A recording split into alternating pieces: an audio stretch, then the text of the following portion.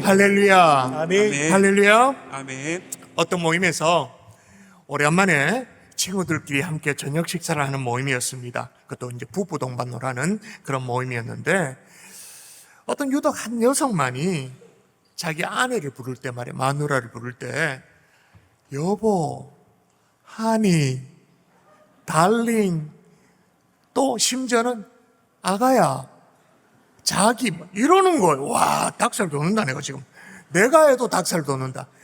하여튼 별 가증스러운 호칭으로 자기 아내를 그렇게 자꾸 부르는 거예요. 그러니까 옆에 참다 못한 친구가 말이에요, 도대체 왜 그러냐고.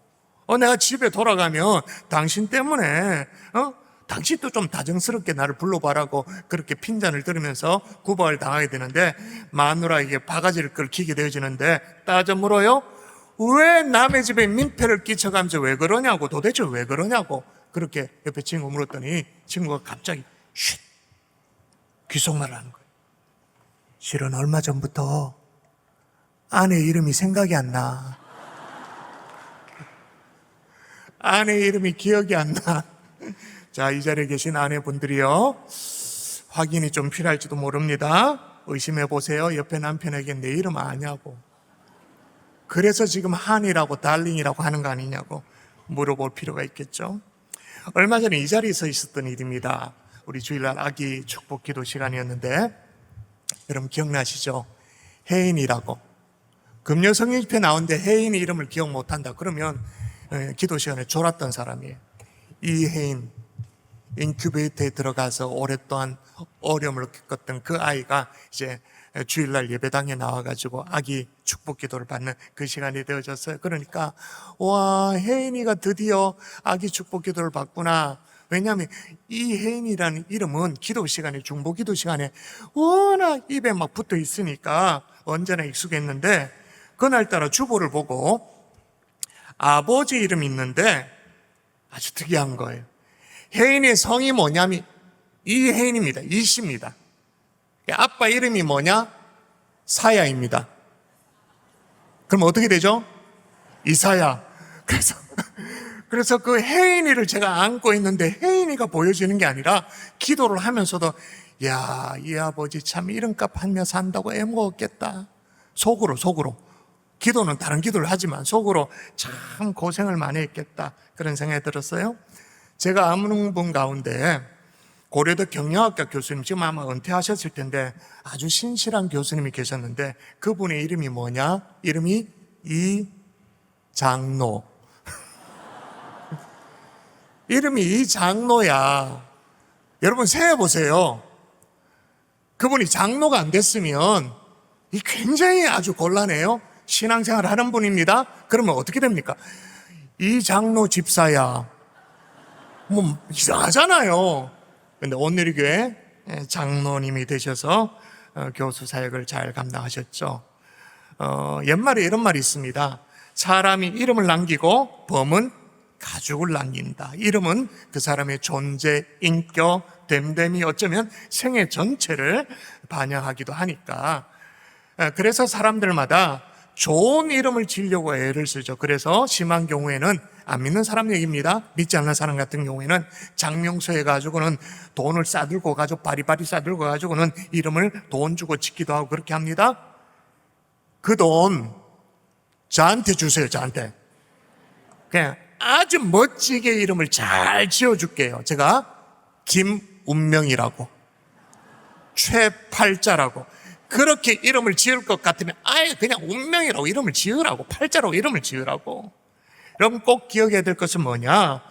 좋은 이름을 갖는 것보다 더 중요한 것은 그 이름에 합당한 삶인 줄 믿습니다.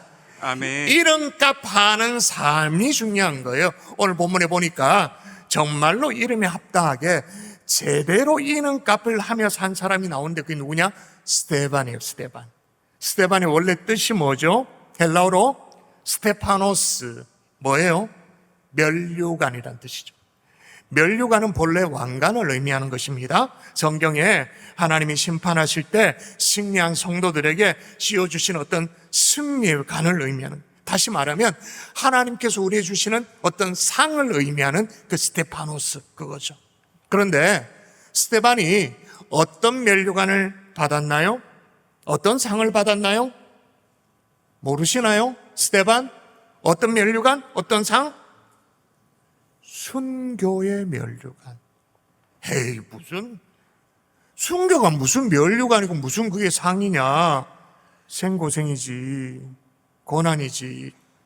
그런 분이 계실지 모르겠는데, 물론 겉으로 보면 그게 참 안타까운 일이고 참 마음 아픈 일이에요. 근데 여러분, 분명한 것은 지난 2000년 기독교 역사 가운데 하나님의 교회는 순교자의 피 위에 지금도 세워지고 있는 줄 믿습니다. 아멘. 아멘이십니까? 아멘. 한국교회도 마찬가지예요.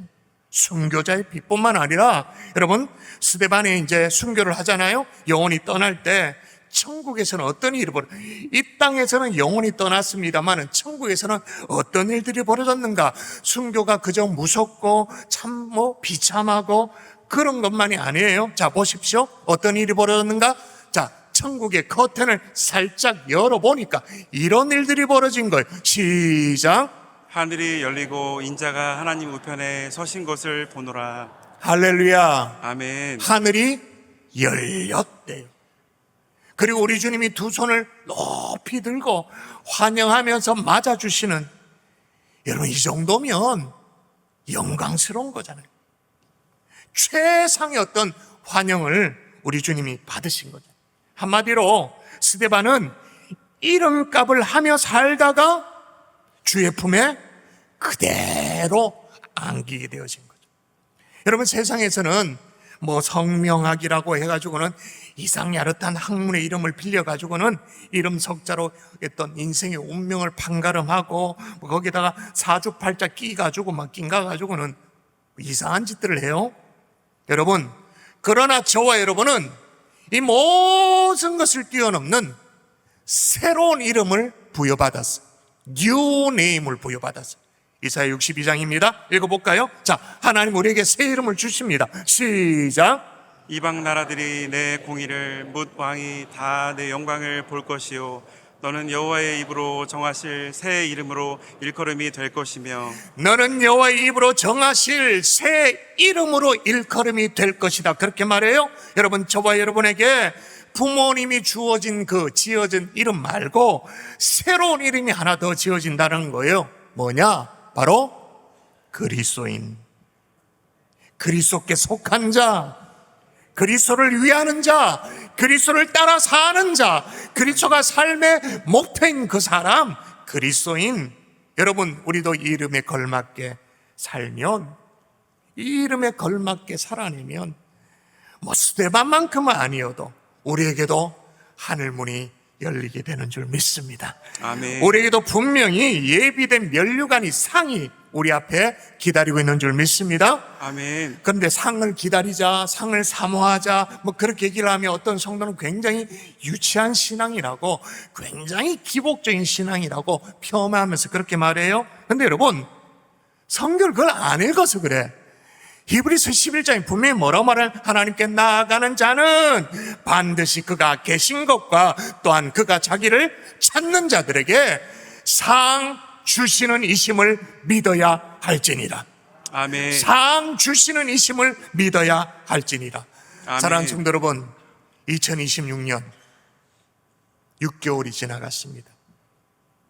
상반기가 지나갔습니다.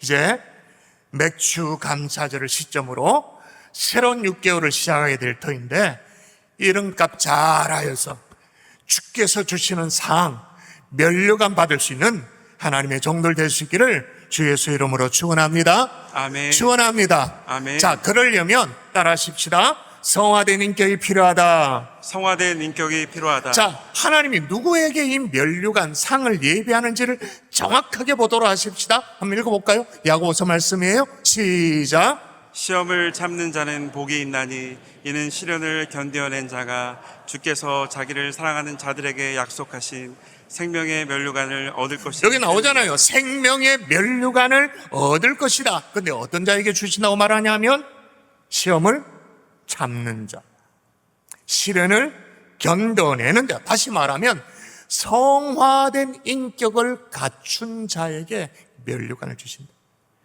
야, 스데반은요 정말로 시험을 잘 참아내는 성화된 인격의 사람이었어요. 그가 천국에 들어가는 그 마지막 순간 그가 보여준 인격을 보자고요. 천국에 들어가는 그 순간에 그가 보여준 인격입니다. 읽어볼까요? 시작. 그들이 돌로 스데반을 치니 스데반이 부르짖어 이르되 주 예수여 내 영혼을 받으시옵소서 하고. 할렐루야. 아멘. 여러분, 앞서 사도행전 7장에 보면 스데반의 설교가 쭉 나옵니다. 사람들이 스데반의 설교를 듣고 마음이 찔렸다. 그렇게 찔려서 회개한 게 아니라 찔려서 이를 뽀독뽀독 저 새끼 나 때려 죽인다네요. 찔려서 회개하는 사람이 있고 찔려서 이를 가는 사람이 있는데 사람들이 이를 갈고 돌로 쳤어요. 어쩌다가 지나가는 길에 공을 얻어맞아도 너무너무 아픈데 사람이 이를 뽀덕뽀덕 저 새끼 내가 반드시 때려 죽인다 그런 마음으로 죽이려고 돌을 쳐서 진짜 죽임을 당했어요. 얼마나 고통스러울까요? 수년 전까지만 해도 미국의 헤드먼드 제일 침례교회라는 교회에 세계에서 가장 큰 규모의 주일학교가 있었다고 말합니다. 그런데 그 교회의 특징이 뭐냐? 설교 강대상에, 지금도 그런지 모르겠어요. 하여튼 설교 강대상에 옛날에 우리가 코로나 시절에 그냥 이렇게 못하고 여기 뭐가 뭐 이렇게 뭘 이렇게 아크릴 같은 걸로 했었잖아요. 그 비슷하게 이 강대상이 방탄유리가 설치되어 있는 거예요. 그걸로 유명했었대요. 이 교회 목사님 잭 하일스 목사님이 워낙 인간의 죄성에 대해서 워낙 적나라하게 설교를 하니까 인간의 죄를 워낙 적나라하게 막 드러내고 막 파헤치고 막 그렇게 설교를 하니까 실제로 설교를 듣다가 어떤 사람이 총을 꺼내서 쏘는 일이 벌어졌기 때문에 그 이후부터는 방탄유리로, 그래서 어쩔 수 없이 강대상에 방탄유리를 설치했는데 저 만일에 지금 여기에 방탄유리를 설치해 놓는다면 여러분 어떨 것 같아요? 하여튼 간에 스데반은 총은 아닙니다마는 돌에 얻어맞아가지고는 죽을 판이에요. 근데 뭐라고 기도했느냐? 주 예수여 내 영혼을 받으시옵소서. 일단은 주님 앞에 조용히 자기의 영혼을 의탁하는 그 기도를 주님 앞에 올려드린, 이것만으로도 대단하죠. 근데 한 걸음 더 나아가 보십시다. 뭐라고 또 기도하냐면 제 인격으로는 도저히 이해가 안 돼. 제 인격으로는 불가능한 기도를 하는데 내 같았으면 어떻게, 저 새끼들 당장 처리해 주세요 뭐 이렇게 기도했겠지. 해결해 주세요, 나 억울합니다, 막 그렇게 했겠죠. 그런데 스데반이 어떻게 기도하느냐 또 볼까요? 같이 한번 읽도록 합니다. 시작. 무릎을 꿇고 크게 불러 이르되 주여 이 죄를 그들에게 돌리지 마옵소서. 이 말을 하고 자니라. 이 말을 하고 자니라. 잔게 아니죠. 순교의 제물이 되어졌던 거죠. 여러분, 이 기도 많이 닮았습니다. 누구의 기도입니까? 자, 누가복음 볼까요? 시작. 예수께서 이르시되 아버지 저들을 사하여 주옵소서. 자기들이 하는 것을 알지 못함이니이다. 거의 싱크로율이 90% 가까이 되어져요. 예수님 이 땅에 계실 때 하셨던 그 고난받으실 때 하셨던 그 기도와 똑같은 모습을 지금 스데반이 재현하고 있는 거예요. 여러분, 스데반이 무슨 성자 예수님입니까? 스데반이 무슨 날개 달린 천사예요? 어떻게 이게 가능해요? 제가 보기에는 두 가지예요. 첫 번째는 뭐냐? 시험을 견디는 인이 아주 깊게 박혀 있는 거예요. 여러분, 앞서 사도행전 6장에 보면 스데반은 원래 헬라파 유대인 또 히브리파 유대인 사이에 그 갈등을 해소하기 위해서 예루살렘 교회가 세운 7 지사 중에 한 사람이었습니다. 그런데 7 집사 가운데 스데반이 아주 군계 일합처럼 아주 참 돋보이는 그런 모습이에요. 그의 권능, 그의 기사 대단했죠. 감당할 자가 없었어요. 그래서 핍박자들이 어떻게 했느냐? 6장 11절에 보면 사람들이 매수를 해가지고는 이 사람이 모세와 하나님을 모독하는 말을 했다고 거짓 증인을 세워가지고는 신성 모독죄로 막 몰아갔어요. 그래서 고발을 하니까 공회 앞에 사로잡혀가지고는 재판장에 앉아가지고 재판을 받게 돼. 진짜 억울하잖아요. 언제 신성 모독을 했어요? 언제 모세와 하나님을 모독했어요? 그런 적이 없어요. 그런데도 거짓 증인들 사가지고 니 그래 얘기라? 그래 얘기라? 어? 해가지고는 정말 억울하죠. 근데 이때도 스데반이 어떤 인격을 보여주는가? 자, 성경을 통해 확인하십시다. 6장 11절, 15절 시작. 공회 중에 앉은 사람들이 다 스데반을 주목하여 보니 그 얼굴이 천사의 얼굴과 같더라. 그 얼굴이 어떤 얼굴과 같다고요? 천사의 얼굴. 억울한 일이 있는데 막 속이 상한데 부글부글 끓어올라도 족한데 얼굴이 천사래요. 무슨 얘기입니까? 스데반은요 이미 박혀 있어. 그 시련을 이겨내는 그 어떤 인내, 그 웬만한 시련에도 꼼짝도 하지 않는 거예요. 여러분, 미국의 초창기 때 말이에요. 지금은 뭐 다른 산업들도 많고 합니다만은 원래 이제 미국이 농사 또 목축 이런 것들이 유명했잖아요. 목장에서 양을 기를 때 있었던 일이에요. 양을 기르는데 뭐 다른 것은 전혀 문제가 되지 않은데 자주 신대륙에 그 늑대라든지 여우가 막 이렇게 출몰해가지고는 양을 자꾸 해치는 거예요.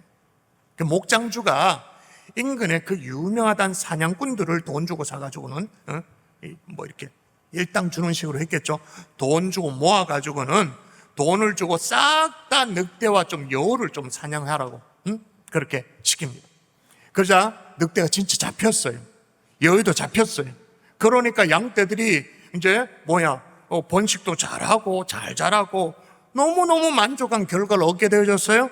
근데 얼마 지나니까 겨울을 맞이하게 됐어요. 그 겨울이 혹독한 추위가 아니었어요. 그냥 우리나라 같으면 가을 정도로 이렇게 쓱 지나갈 만한 그런 추위였는데도 양들이요 얼어 죽는 거예요. 희한한 일이 벌어진 거예요. 여러분, 그래서 우리의 가둠이 이게 좀 괜찮까 싶어가지고 우리의 가도 가지고는 이렇게 가축 이렇게 있잖아요, 그죠? 그래도 얼어 죽어. 여기에 대해서 생태학자들이 연구한 결과가 뭐냐?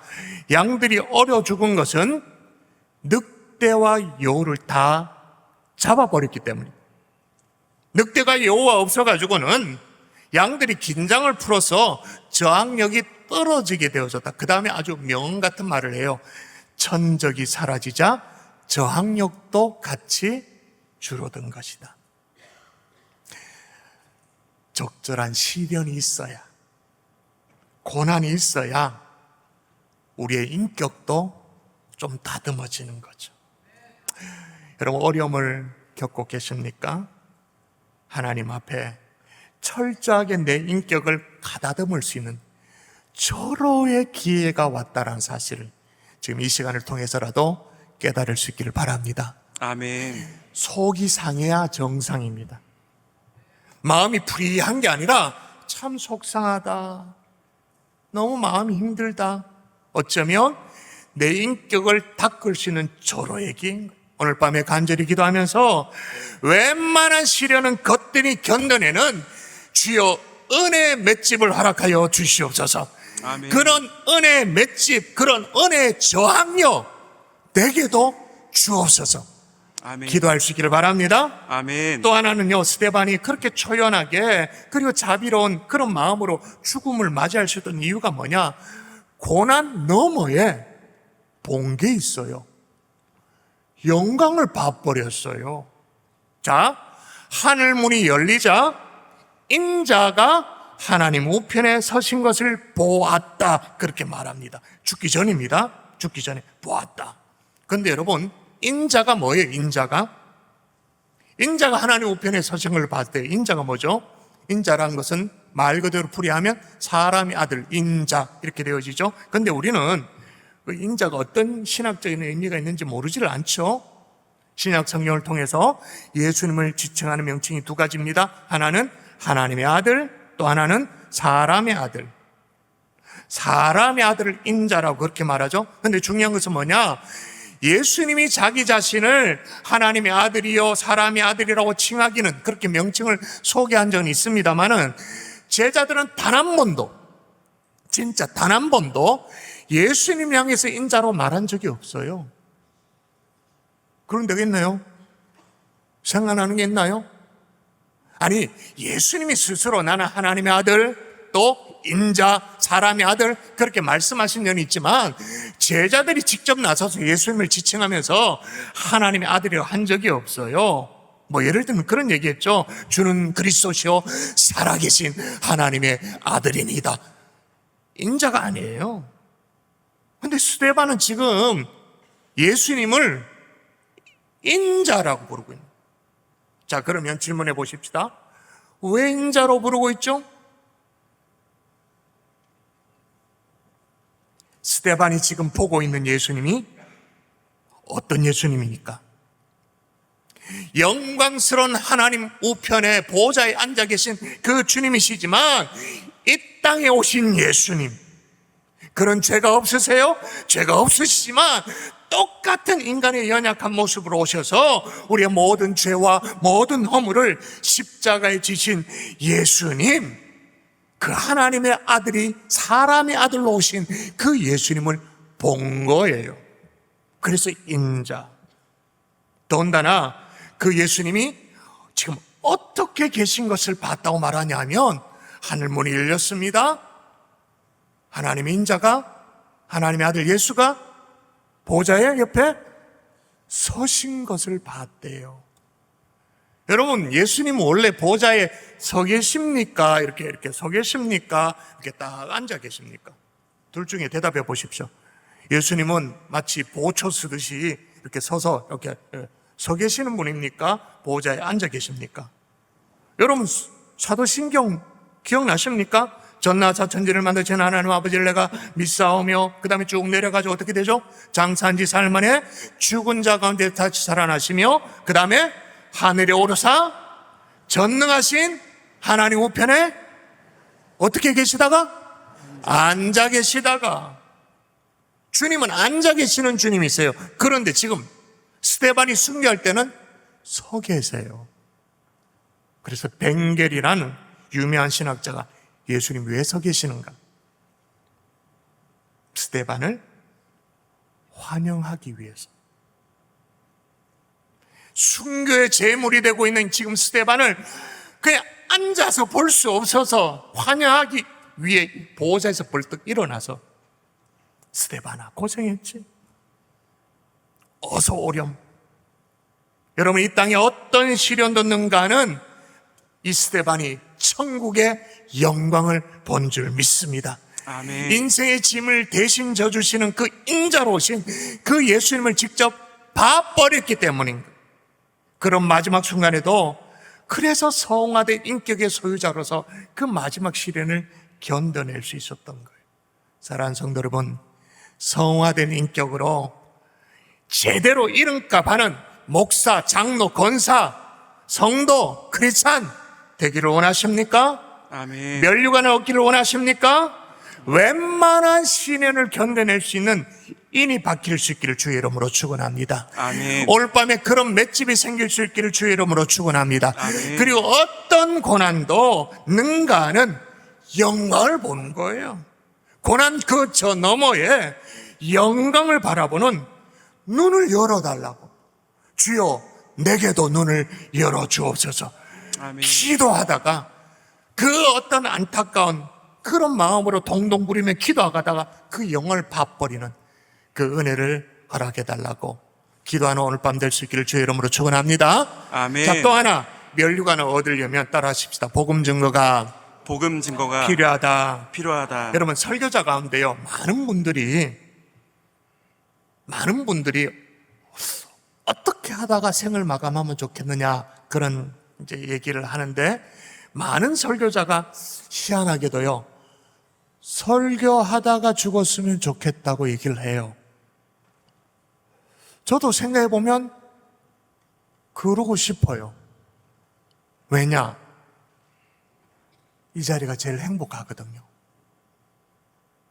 하나님의 말씀을 함께 양떼들과 나누는 게 가장 행복하거든요.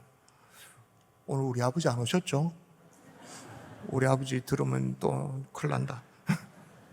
실제로 미국의 신학자 대각선동을 일으킨 조나단 에드워드도 마지막 설교를 하다가 설교를 하고 죽었어요.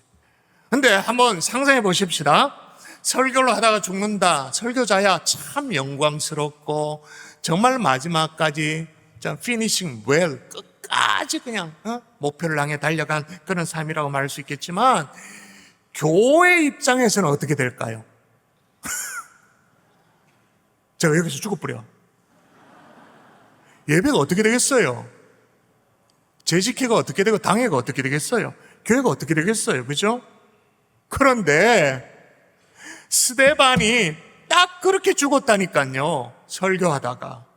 여러분, 사도행전 7장에 나오는 이 스데반의 설교는요, 이게 닮은 꼴인데 사도행전 2장에 베드로의 설교가 먼저 있었어요. 베드로의 그 유명한 설교 있잖아요. 요일서부터 시작해가지고는 말세에 내가 내 영을 부어주리니 육체에 부어주리니 너의 자녀들은 예언할 것이요 젊은이들은 환상을 보고 늙은이들은 꿈을 꾸리라 막 이러면서 쫙 해가지고는 쫙 이제 예수님까지 쫙 끝까지 선지서부터 해서 예수님까지. 그래서 너희가 십자가에 못 박은 이 예수가 주가 되게 하셨다고, 그리스도가 되게 하셨다고, 그렇게 베드로가 쫙 메시지를 전했습니다. 지금 7장에 스데반도 마찬가지. 구약을 막 관통하면서 아브라함부터 시작해가지고는 그 믿음의 뿌리부터 시작해서 모세와 다윗으로 쫙 연결되어지는 믿음의 대장정을 쫙 설교를 해나가요. 근데 여러분, 스데반의 설교 말미에 설교가 아브라함부터 시작했으니까 예수님 나와야 되잖아. 선지자에서 뚝 끊겨. 아직 예수님이 소개가 안 됐어. 근데 끝나버려.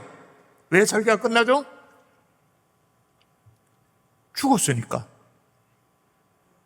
준비된 원고를 다 못 읽고 죽은 거예요. 왜 그랬느냐? 사람들이 듣다가 막 못 참고 막 돌을 들어가지고, 어떤 말에 사람들이 꼭지가 돌았냐, 딱 이 말입니다. 자, 스데반의 설교 내용입니다. 읽어볼까요? 같이 시작.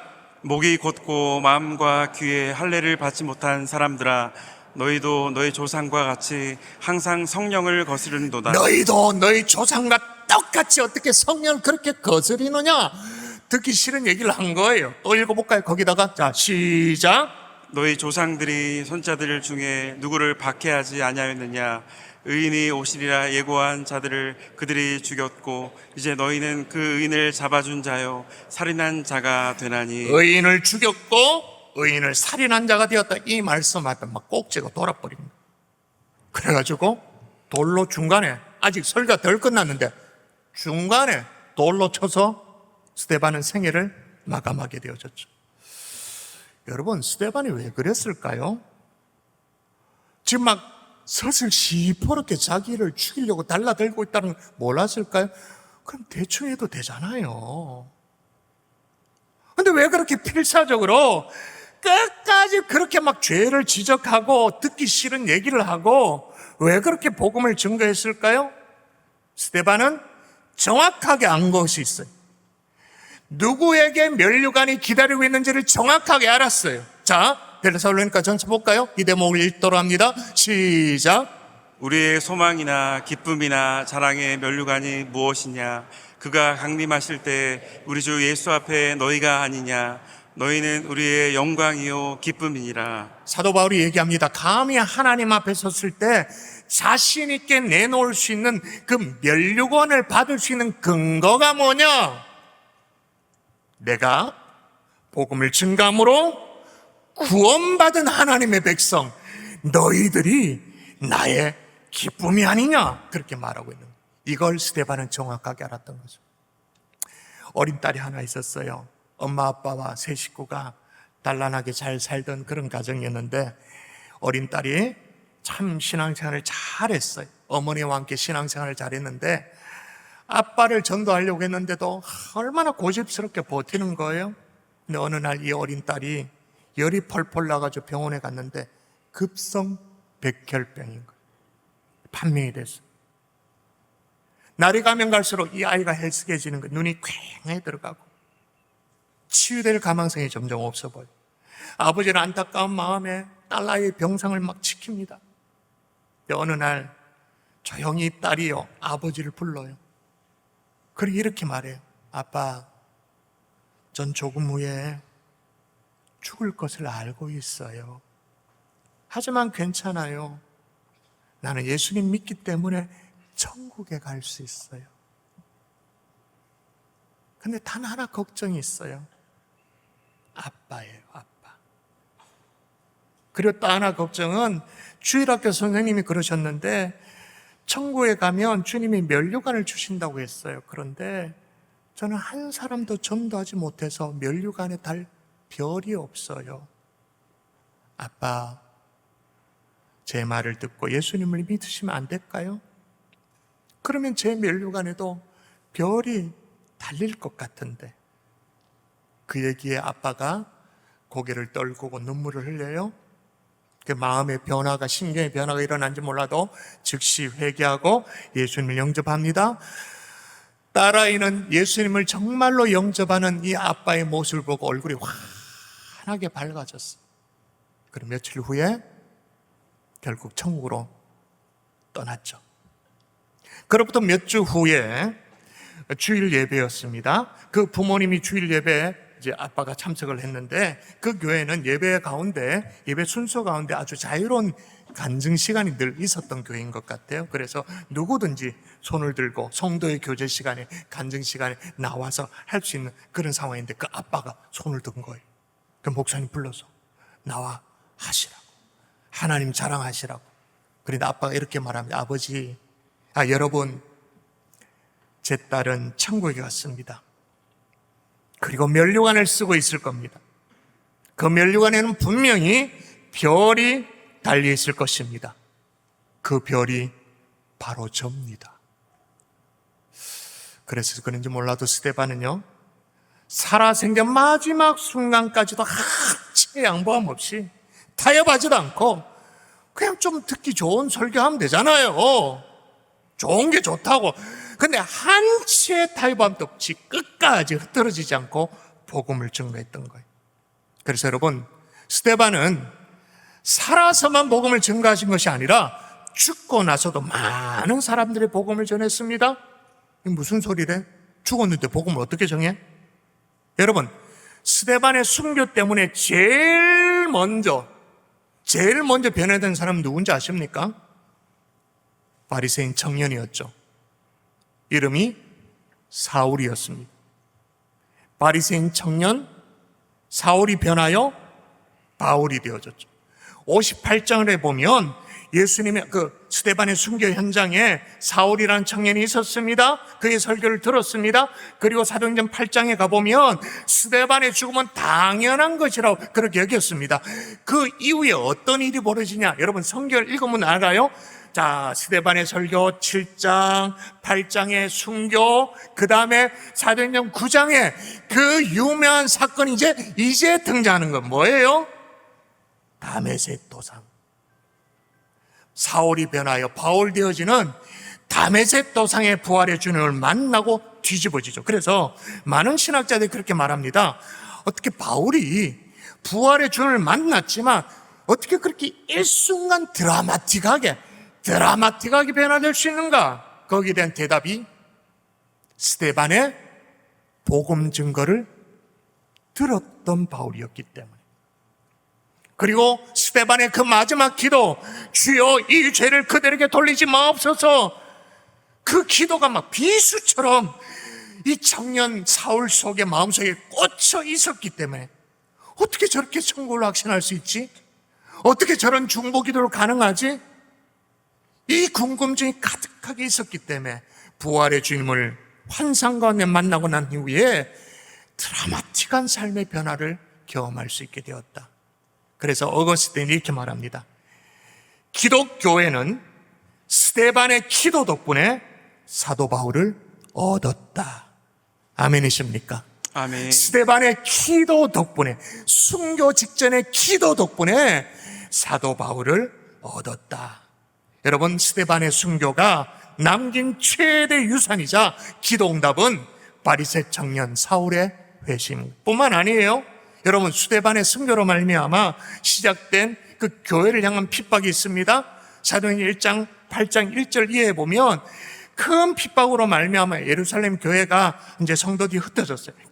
흩어져서 그 다음에 어떻게 됐는가? 자, 이제 4절입니다. 읽어볼까요? 시작. 그 흩어진 사람들이 두루 다니며 복음의 말씀을 전할세. 예, 스데반의 순교 이후에 교회가 핍박을 당해요. 그래서 핍박 때문에 흩어졌어요. 흩어져서 다 망했느냐? 다 사라졌느냐? 다 숨었느냐? 어떻게 해요? 흩어져 두루 다니며 어떻게 했다고요? 복음의 말씀을 전할세. 그렇게 전한 복음이 어디까지 들어갑니까? 사도행전 11장 안디옥까지 들어갑니다. 세계 선교의 중심이라고 말할 수 있는 안디옥까지 들어갑니다. 그리고 13장에 가면 그 안디옥 교회가 최초의 선교사 파송을 하죠. 누굽니까? 아까 말했던 바울과 바나바를 파송합니다. 소아시아로, 유럽으로, 그리고 로마까지 복음을 전하게 되어지는 거예요. 이 모든 일이 스데반의 끝까지 복음을 증가한 결과인 거예요. 여러분, 이만하면 이름값 제대로 한 거 아닙니까? 하나님이 스데반에게 면류관을 줄 만한 그런 인물이 아닙니까?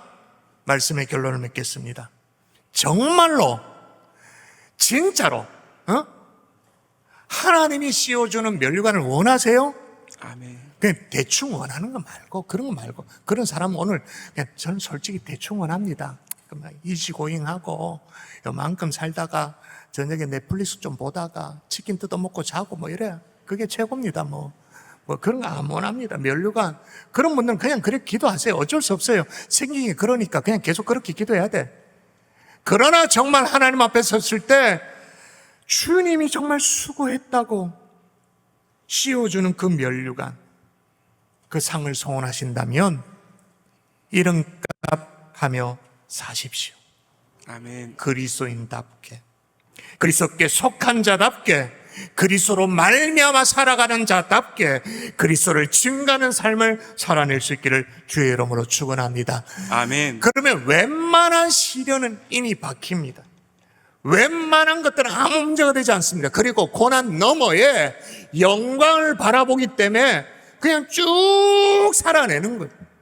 그렇게 살아내는 거예요. 아멘이십니까? 아멘. 그리고 생에 다하는 날까지 복음을 증거하는 거예요.